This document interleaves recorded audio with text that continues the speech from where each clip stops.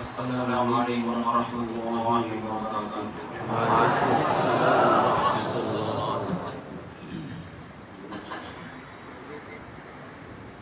الحمد للہ نحمده ونصلي على رسوله الكريم، اما بعد اعوذ باللہ من الشیطان الرجیم، بسم اللہ الرحمن الرحیم، انما یخشى اللہ من عباده العلماء، وقال النبی صلی اللہ علیہ وسلم العلماء ورثۃ الانبیاء۔ میرا بنگلہ دیش کا یہ پہلا سفر ہے اور کچھ دن پہلے ہی میں نے تمنا کی تھی کہ حضرت مفتی شہید اللہ صاحب جو ہمارے استاد ہیں، بنگلہ دیشی ہیں، ہم جب مدرسے میں آئے، میری عمر 18 سال تھی، میں دارالفتہ والارشاد ناصر آباد حضرت مفتی رشید احمد صاحب رحمہ اللہ تعالیٰ کے پاس پڑھنے کے لیے آیا، تو مجھے وہاں چند استاد نظر آئے۔ بہت چھوٹا سا مدرسہ تھا، 8-10 طلبہ تھے، تو 8-10 طلبہ میں استاد بھی 6-7 ہی تھے۔ میں جب صف پڑھ رہا تھا تو ایک طالب علم تھا، میں اپنے درجے میں اکیلا۔ ہمارے استاد میرے بارے میں کہتے تھے وحدہ لا شریک لہ، اپنی کلاس میں یہ اکیلا ہے، اس کا کوئی شریک نہیں ہے، کسی کلاس کا آغاز تھا۔ میں تو کالج کے ماحول سے آیا، جب میں آیا تو میں نے جن چند اساتذہ کو دیکھا، ان میں حضرت مفتی شہید اللہ صاحب تھے دامت برکاتہم۔ حضرت بالکل جوان ہوا کرتے تھے، ابھی جوان ہوا ماشاءاللہ سے اور زیادہ جوان تھے۔ تو حضرت کا لقب ہو جاتا، بنگلہ دیش والا لقب ہو جاتا تھا وقت کی پابندی۔ پھر حضرت اچانک مارکیٹ سے اسٹارٹ ہو گئے، ہم نے کہا کہاں ہو گئے، پتہ چلا بنگلہ دیش سے چلے گئے۔ یہ بات ہوگی 97-98 کی، تو میں نے پھر حضرت کو 27 سال سے نہیں دیکھا۔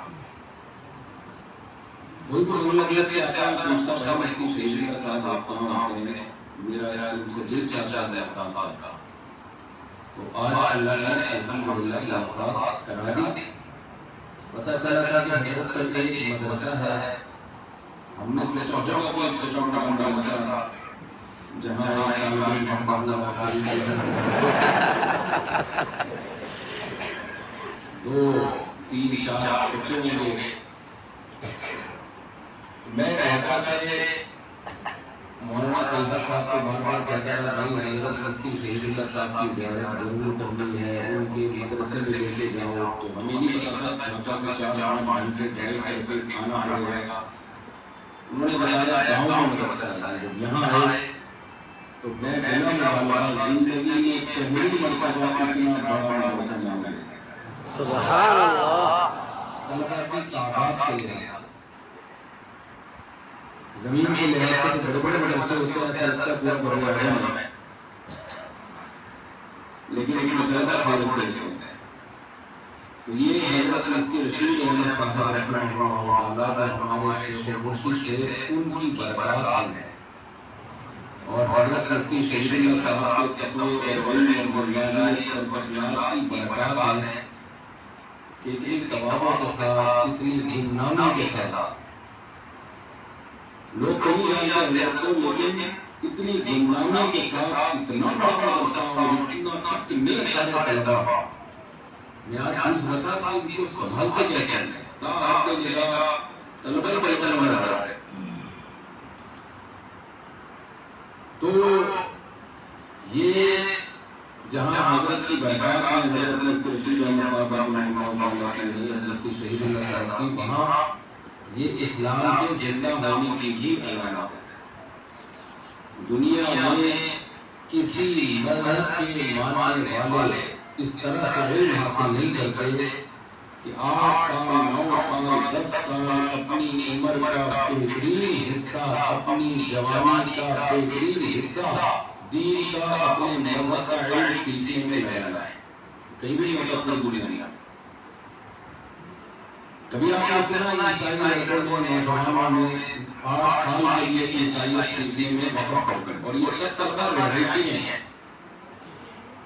جمعرات کو چھٹی ہوتی ہے، جمعرات کو نہیں ہوتی، نہیں پھر کس دن ہوتی ہے؟ بس ایک دن کو چھٹی ہوتی ہے،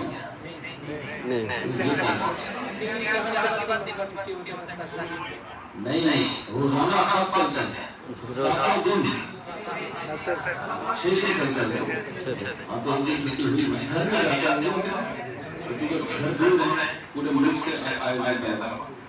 چھٹی تو ہو گئی۔ تو آپ بتاؤ دنیا میں کوئی مذہب ایسا ہے 8 سال طلبہ اپنی عمر کا بہترین حصہ جو جوانی کا حصہ ہوتا ہے وہ صرف دین کا علم سیکھنے میں لگاتا ہے، اور اس کے بدلے میں ان کو ثواب کے سوا کچھ بھی نہیں مل رہا، صرف ثواب نہیں مل رہا۔ ہم جب مدرسے میں آئے دارالفتہ میں تو ہم نے جب پڑھائی شروع کی تو لوگ ہم سے پوچھتے تھے بھائی یہ تم 8 سال 10 سال مدرسے میں لگاؤ گے تو تمہیں جو سرٹیفکیٹ ملے گا اس پہ کون سے ملک میں تمہیں اچھی جاب ملے گی؟ ہم کہتے تھے ہمارے اپنے ملک میں نہیں ملے گی، کسی اور ملک میں کہاں سے ملے گی، جاب نہیں ملے گی۔ کسی مدرسے میں تدریس مل جائے بڑی بات ہے، تو لوگ پوچھتے تھے پھر علم کیوں حاصل کر رہے ہیں؟ تو اس کا جواب ہم اپنے شیخ سے لیتے تھے، حضرت مفتی رشید احمد صاحب رحمہ اللہ فرماتے تھے بھائی علم اللہ کے لیے حاصل کیا جاتا ہے اور اللہ سے دعا مانگی جاتی ہے کہ اے اللہ ہمیں علم بھی عطا فرما، عمل بھی عطا فرما، اور پھر اس علم سے ہم سے دین کی خدمت لے لے۔ حضرت فرماتے تھے اللہ دین کی خدمت لیتا ہے، یہ ہمارے بس میں نہیں ہے، جس سے اللہ لینا چاہے اللہ اسے خدمت لے گا، چاہے اس کے پاس کوئی ڈگری ہو یا نہ ہو۔ تو حضرت نے ہمیں سکھایا کہ دعا مانگنا بہت کثرت سے کہ اللہ دین کی خدمت لے لے۔ ایک تو ہمارا بہت سکھایا کرتے تھے طلبہ کو، آپ بھی یہ یاد کر لیں، اے اللہ اخلاص کے ساتھ، عافیت کے ساتھ، قوت ہمت کے ساتھ اپنے دین کی خوب خدمت لے لے۔ یہ 4 الفاظ سے بات ہے۔ 5واں لفظ میں نے تقریر کانفرنس کی ہے، میں جب گھر میں تھا عمرہ کرنے گیا تو وہاں میں نے ایک صاحب کو دیکھا، میں جب بیٹھا تھا نا رومال منہ پہ ڈال کے تاکہ مجھے پہچانا نہیں پڑتا، عبداللہ کے ساتھ کو بیٹھا تھا منہ پہ رومال ڈالا، لیکن پھر بھی لوگ پہچانتے تھے تو آگے سلام سیلفی سب جاتا ہے کہ میں تھوڑا سا ناراض ہوتا تھا۔ اچانک میں نے دیکھا کہ ایک صاحب آئے میرے پیچھے سے چلنا لگا دوانے، میں تھکاوا تھا، آپ کو پتہ ہے اندر اندر تھکاوا بہت ہوتی ہے، وہ انہوں نے ایسے اسٹائل سے دبایا کہ میں گھننا سمجھتے ہیں، گھننا اردو کا مطلب گھننا، گھننا کا مطلب ہوتا ہے کہ کیا مطلب سمجھایا ہے، اردو آپ پڑھ رہے ہیں استاد صاحب سے گھننا کا مطلب ہے، گھننا کا مطلب بتایا نہیں جا سکتا، دکھایا جا سکتا ہے، دکھائیں گے کہ گھننا ہے وہ سمجھ میں آ جائے گا۔ تو میں گھننا بن گیا اور میں نے کوئی بندہ دبا رہا ہے تو دبانے کو مزہ آ رہا ہے، دیکھو جو پیچھے مڑ کے تو انہوں نے ایسا چندے کو دبانا شروع کیا، سر میں پانی شروع کی، مجھے بڑا مزہ آیا، میں نے بڑا مزہ آ رہا ہے، تو میں نے دیکھا کہ پیچھے مڑ کے کون ہے، میں نے کہا جو ہو رہا ہے خود سے ہونے دو۔ تو جب کچھ دیر گزر گئی تو میں نے پیچھے مڑ کے دیکھا تو وہ سفید ریش بزرگ تھے، بوڑھے آدمی تھے، مجھے بڑی شرم آئی، میں نے کہا یہ بوڑھے آدمی میرے کو 4 شادیاں میرے کو باہر آیا، میں نے کہا ان سے معافی مانگی، میں نے نہیں دیکھا تھا آپ کو، اصل میں لوگوں نے دیکھا کہ میرے بارے میں کہ میں کسی کو بیٹھنے نہیں دے رہا اپنے ساتھ، جو بھی آتا ہے بیٹھنے میں شروع کر دیتا ہے، تو انہوں نے یہ طریقہ اختیار کیا کہ ان سے دبانا شروع کرو، اس کو مزہ آئے گا تو یہ خود ہی تھوڑی دیر میں مجھ سے پوچھے گا، یہ بھی ایک طریقہ ہوتا ہے۔ تو میں نے پھر ان سے بات چیت شروع کی، کہاں سے آئے ہیں، انہوں نے بتایا پتہ نہیں کون سے نمبر پر موبائل ہے ان کا، کہتے ہیں میں یہاں بیت اللہ کے سامنے جو ملتزم ہے